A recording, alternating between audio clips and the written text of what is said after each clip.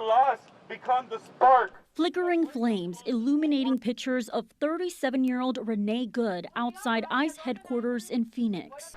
When is enough going to be enough? I think there's a big sense of collective trauma amongst us right now. Raw emotions, sadness, shock, and anger for people at this vigil. They are mourning the mother who was shot and killed by an ICE agent in Minnesota Wednesday morning.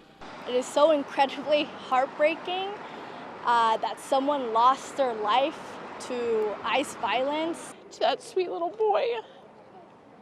I hope he knows that his mom loved him. And I hope that he's safe. And, you know, if this administration has any type of integrity at all, it will admit to what happened today, that a woman was murdered. The video of the shooting provoking outrage from those who say the agent was out of line, including the mayor of Minneapolis. They are already trying to spin this as an action of self-defense. Having seen the video of myself, I want to tell everybody directly, that is I say that he doesn't know what he's talking about. It's very clear that this individual was harassing and impeding law enforcement operations.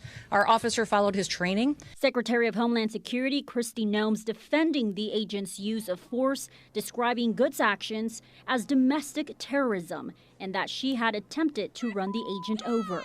This crowd in Phoenix disagrees. A night of mourning turned into a call of action. And to echo the mayor of Minneapolis, and to send a clear message to Trump and his fascist goons, ICE, stay the out of Phoenix.